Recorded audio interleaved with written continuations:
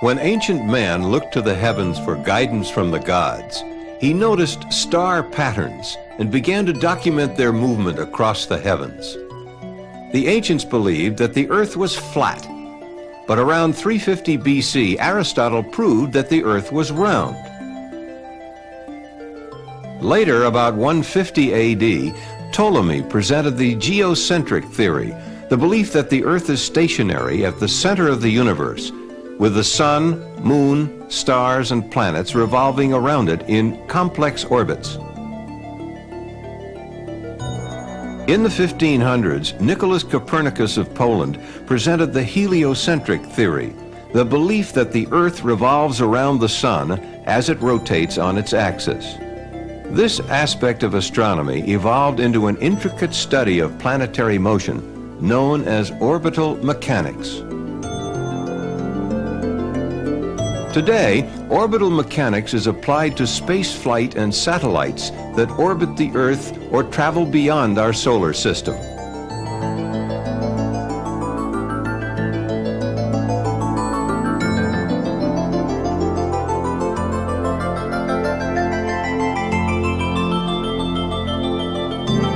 In the early 1600s, Johann Kepler, a German mathematician, using the data on planetary observations collected by the Danish scientist Tycho Brahe, developed 3 laws of planetary motion. Kepler's first law states, all planets move in elliptical orbits with the sun at one focus and the other focus empty.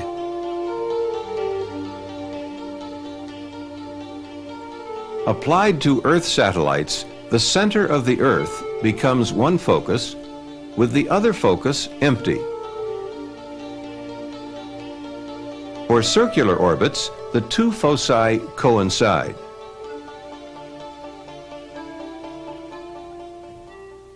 Kepler's second law, the law of areas, states, the line joining the planet to the sun sweeps over equal areas in equal time intervals.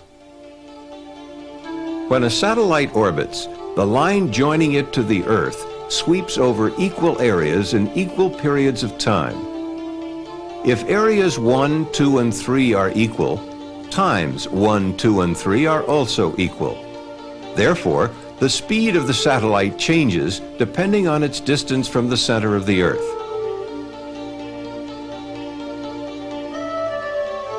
Speed is greatest at the point in the orbit closest to the Earth, called perigee, and is slowest at the point farthest from the Earth, called apogee.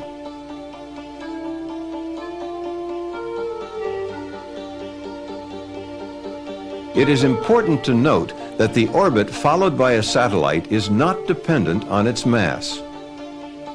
A large, heavy satellite could be in the same orbit with a small, light one, each sweeping out equal areas in equal periods of time. Kepler's third law, the law of periods, relates the time required for a planet to make one complete trip around the sun to its mean distance from the sun. For any planet, the square of its period of revolution is directly proportional to the cube of its mean distance from the sun.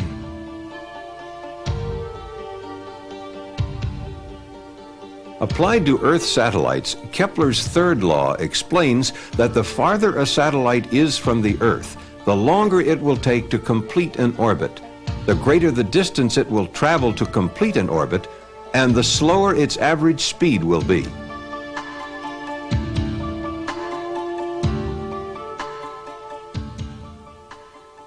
Isaac Newton, the father of classical mechanics, laid the groundwork for orbital mechanics.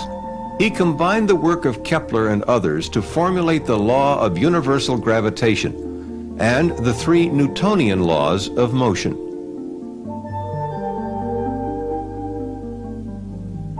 While Kepler's laws provided a conceptual model of orbital motion, Newton's laws provided the foundation for the mathematical description of orbits.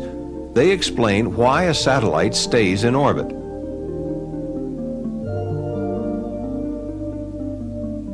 Newton's law of universal gravitation.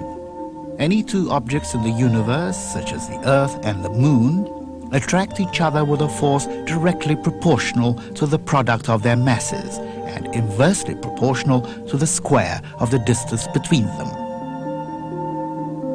Stated more simply, the more massive the objects are, or the closer they are, the greater the gravitational pull between them. Newton's first law of motion. A body in motion will keep moving at the same speed and in the same direction unless acted upon by an external force. A satellite moves in a curved path around the Earth because the Earth's gravitational pull acts as an external force on it.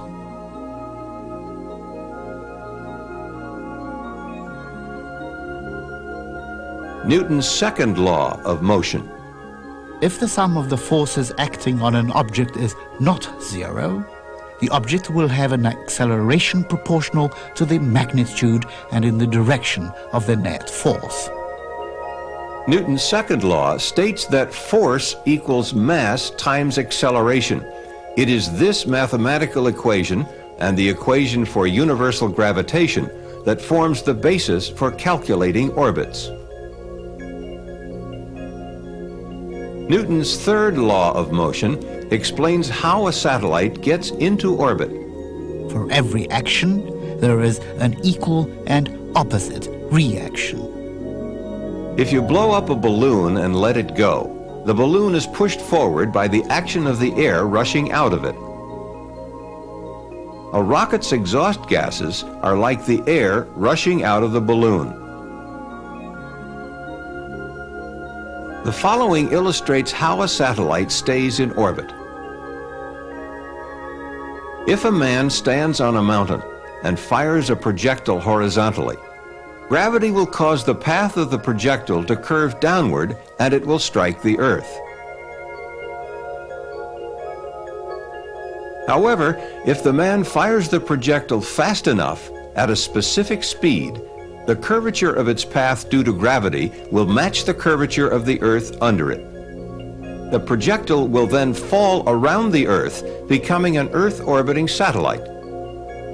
A projectile fired even faster will have a flight path away from the Earth, but gravity will act to slow the projectile down, change its flight path, and pull it back toward Earth. If the projectile's velocity increased enough, a velocity sufficient to escape the Earth's gravitational pull will be reached. This velocity is known as the escape velocity. It is equal to about 7 miles per second at the Earth's surface. The preceding description did not consider atmospheric drag and the Earth's rotation, both of which will affect the trajectory of the projectile. It illustrated the principles governing a satellite's orbit. There are 6 numbers called the orbital elements, which specify the size, shape, and orientation of an orbit in space, as well as the location of the spacecraft in the orbit. Based on an orbit which is an ellipse, the 6 orbital elements are length of the semi-major axis, eccentricity, inclination, right ascension of the ascending node, argument of perigee, time of perigee passage. The major axis of an elliptical orbit is the line joining the perigee and apogee. This line is also referred to as the line of apsides. The first orbital element is the semi-major axis. It is simply 1/2 the major axis. Circular orbits have no apogee or perigee. Therefore, the semi-major axis is simply 1/2 the diameter of the orbit. The semi-major axis is used to define the size of the orbit. From this, the orbital period, or time that it takes for the satellite to complete one orbit, can be calculated. The shape of an orbit is defined by the second orbital element called eccentricity. For all ellipses, the value of eccentricity lies between 0 and 1. The larger the value, the more elliptical the orbit. A spacecraft in Earth orbit with an eccentricity equal to or greater than 1 will escape the Earth's gravitational field. When orienting an orbit in space, a three-dimensional coordinate system must be defined. The coordinate system commonly used is the geocentric equatorial coordinate system, which has its origin at the Earth's center. This coordinate system is a non-rotating reference system in which a satellite's orbital plane tends to remain fixed relative to the stars while the Earth turns beneath it. The XY plane is the Earth's equatorial plane. The positive x-axis points to the vernal equinox. This is the point where the sun appears to cross the Earth's equator on its way north on the first day of spring each year. The z-axis is along the Earth's spin axis toward the North Pole. Nodes are points in a satellite's orbit which intersect the Earth's equatorial plane. The ascending node is the point at which the spacecraft crosses the equator going from south to north. The descending node is where the spacecraft crosses the equator going from north to south. The line joining the two nodes is called the line of nodes. The orientation of an orbit is determined by three orbital element angles. The right ascension of the ascending node is the angle between the x-axis and the ascending node. It is always measured eastward from the direction away from the vernal equinox in the Earth's equatorial plane.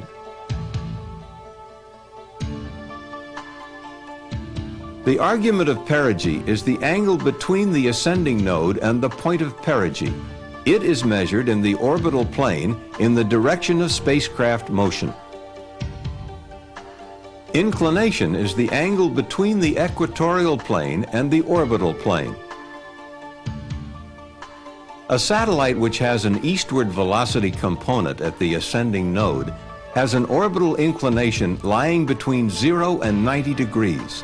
Such an orbit is called a prograde orbit.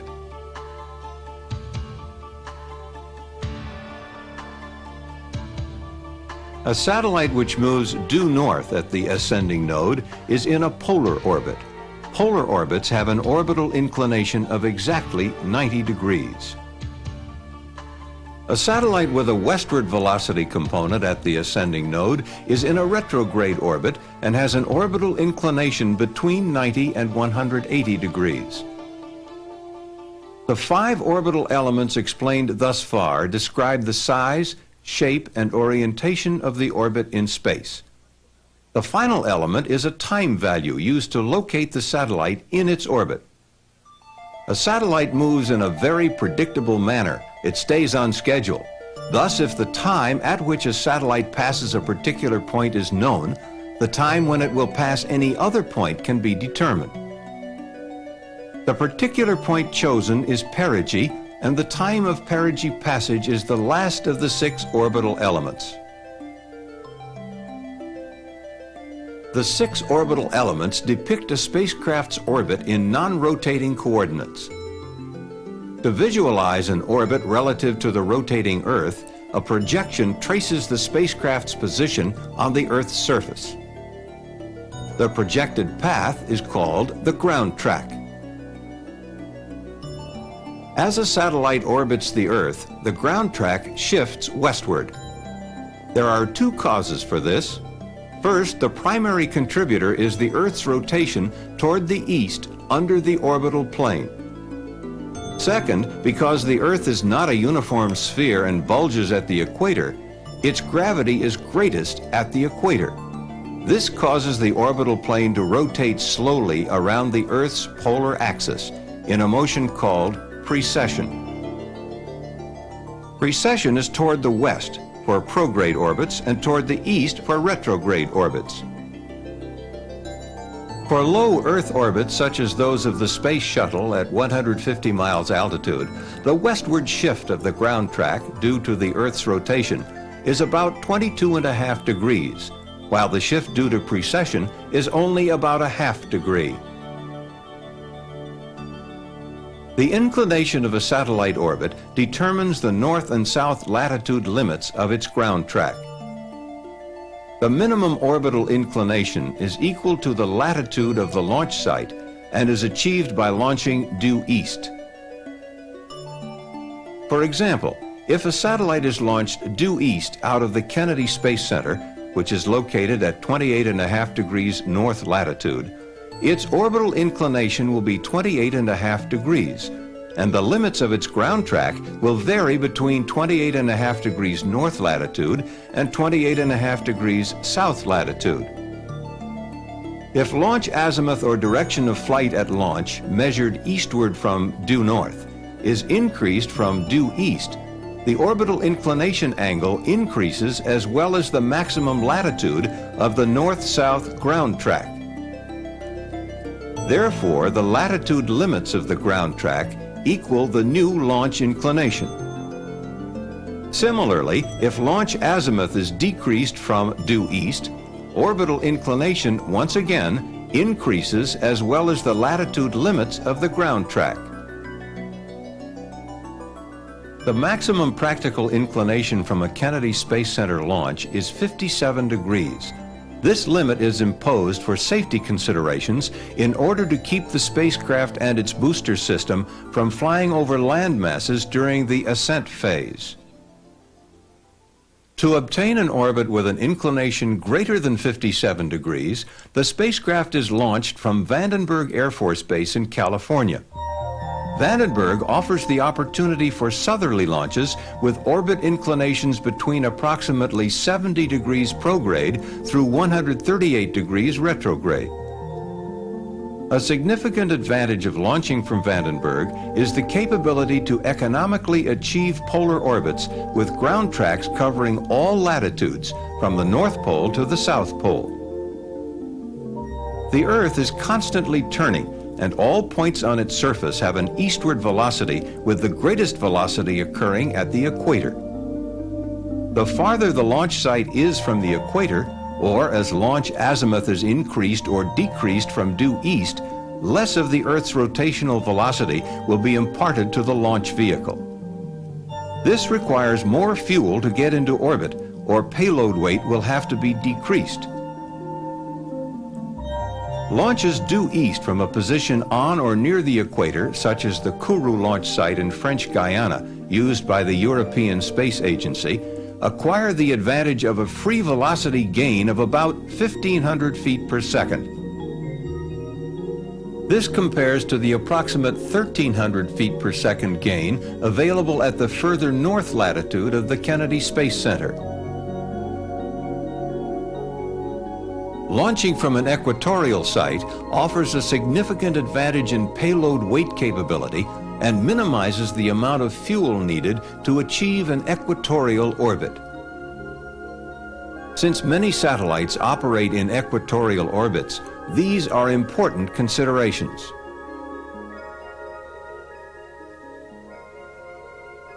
Spacecraft are launched within a specified time interval called the launch window.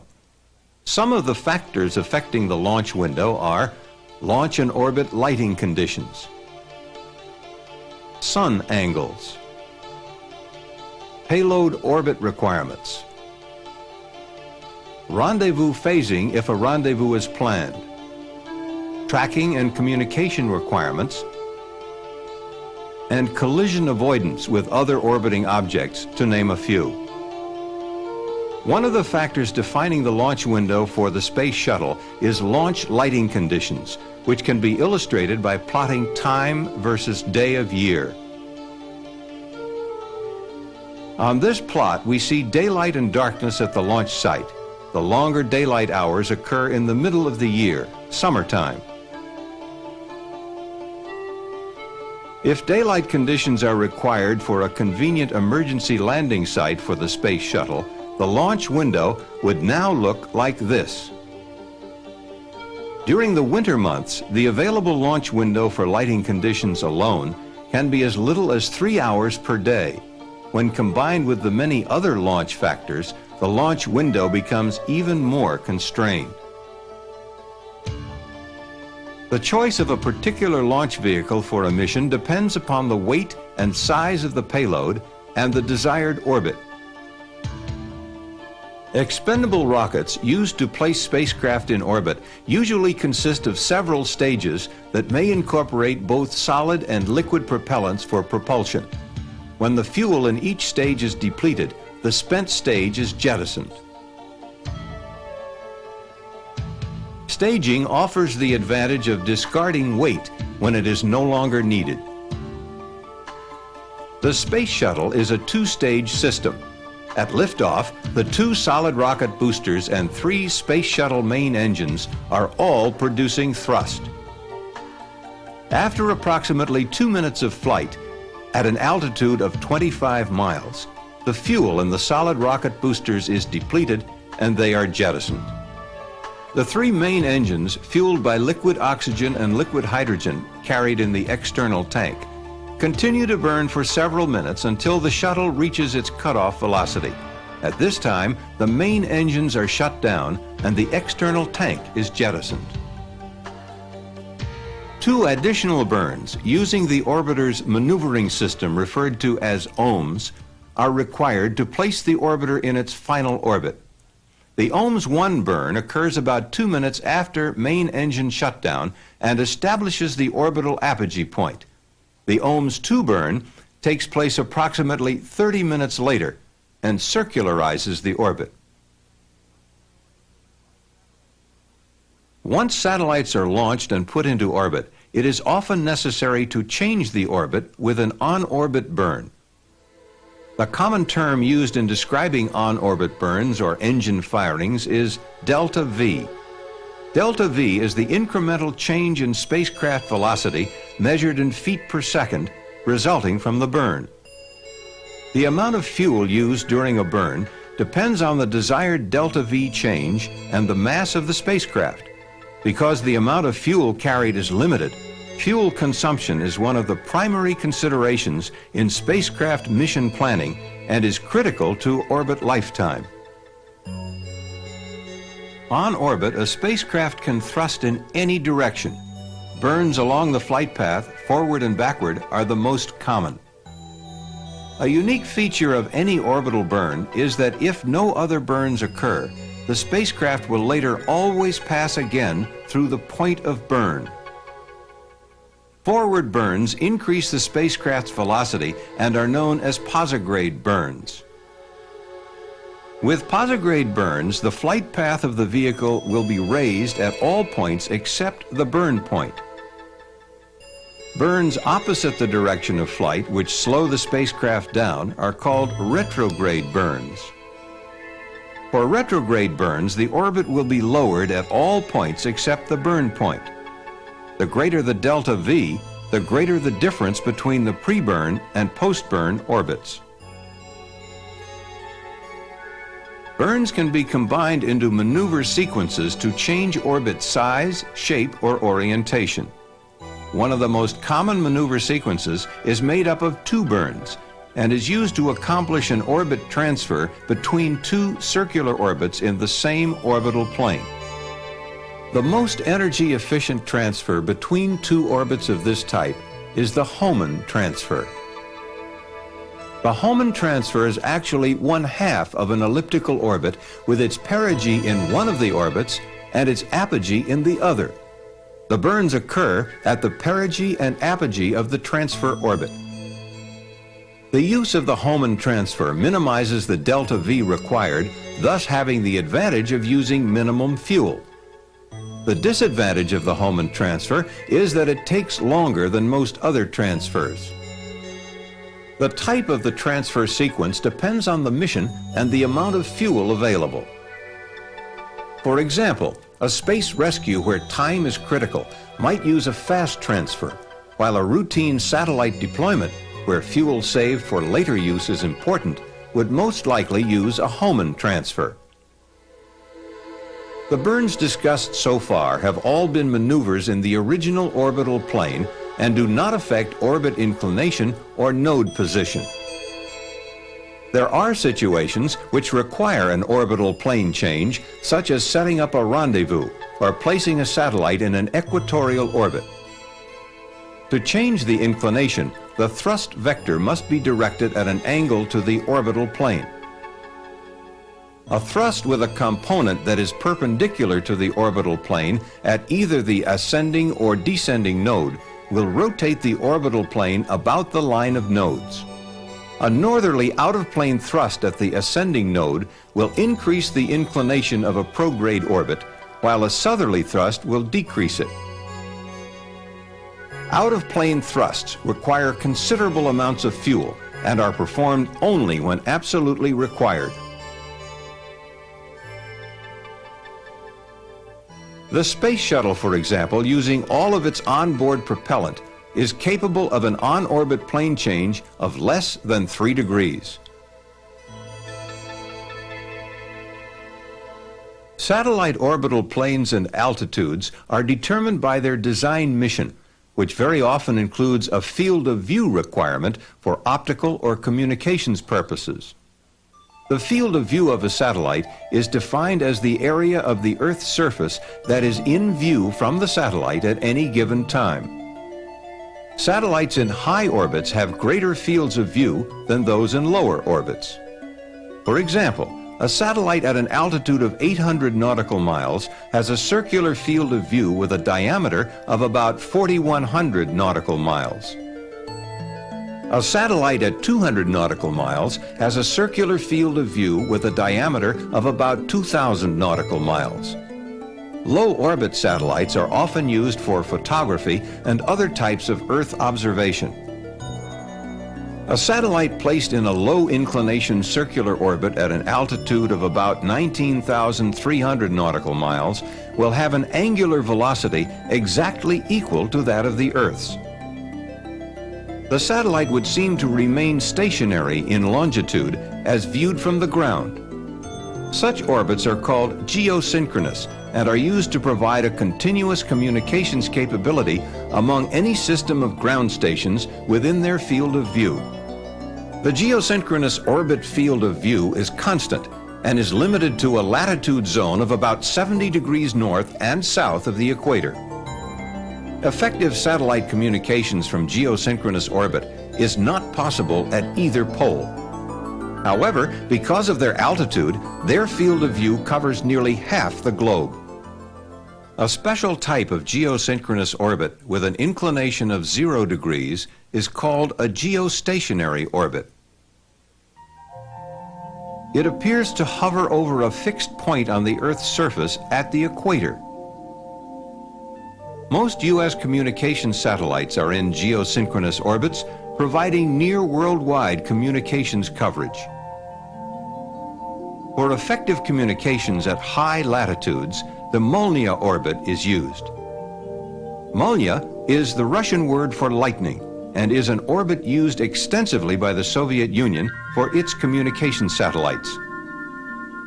The Molniya orbit is highly eccentric with an apogee that is near the geosynchronous altitude and an inclination of about 63 degrees. The satellite slows down at apogee in the northern hemisphere and whips through perigee in the southern hemisphere. This provides communications in the northern hemisphere for up to 75% of its orbital period. Several satellites properly spaced in Molniya orbits can provide constant communications at the northern latitudes. Navigation satellites, such as the U.S. Navy's Transit System and the Joint Service Navstar GPS Global Positioning System, use lower orbits so that a user can receive signals from more than one satellite at any time. Another frequently used orbit is known as a sun-synchronous orbit. These take advantage of the precession of the orbital plane caused by the Earth not being a perfect sphere. All sun-synchronous orbits are highly inclined retrograde orbits which precess eastward around the Earth's polar axis at the rate of 1 revolution per year. Since the Earth-Sun line also revolves eastward at the rate of 1 revolution per year, the orbital plane will maintain a constant orientation relative to the Earth-Sun line. If the satellite's period is then synchronized with the rotation of the Earth, it will pass over the same point on the Earth's surface at the same local time at a regular interval.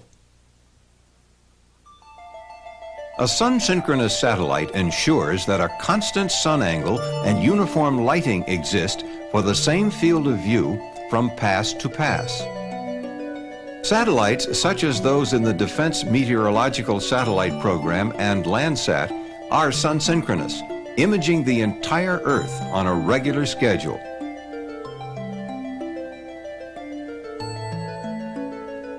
The gravitational attraction of the Earth on a spacecraft causes it to move in its orbit around the Earth. There are other, much smaller forces which will cause a spacecraft to deviate from its desired orbit. These forces cause what are known as orbital perturbations. Orbital precession, which is used to obtain sun-synchronous orbits, results from the perturbing effects of the Earth's non-spherical shape.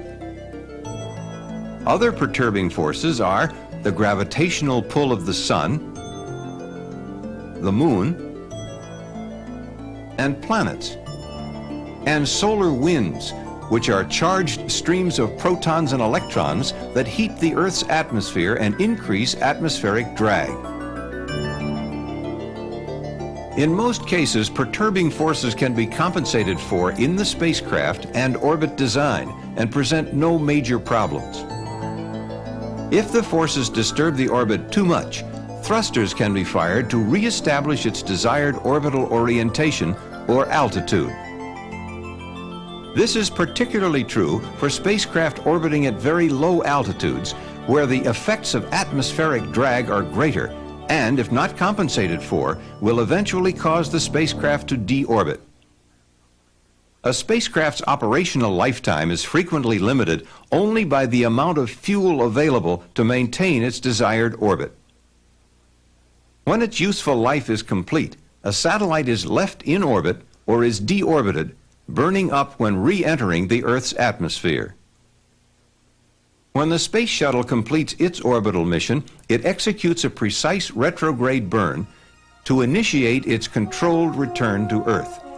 This burn occurs nearly halfway around the Earth from the landing site. The new orbit established by the retrograde burn causes the orbiter to enter the Earth's atmosphere about 4,000 miles from the landing site. During the period the orbiter descends from its orbital altitude to atmospheric re-entry, its attitude is maintained by the use of reaction control jets located in the nose and tail of the orbiter. Once the orbiter enters the Earth's atmosphere, its wing and tail aerosurfaces begin to become effective and gradually replace the jets for attitude control. As the orbiter nears the landing field, it maneuvers to a long, straight-in approach at an angle of 17 to 19 degrees.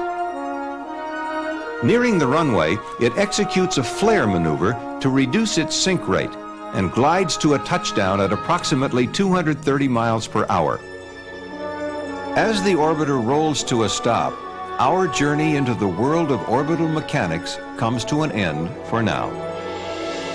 This is only the basics of orbital mechanics, an intricate study of planetary and satellite motion. The next time you see a launch, you will see it from a different, somewhat knowledgeable perspective. You will understand the fundamentals of spaceflight.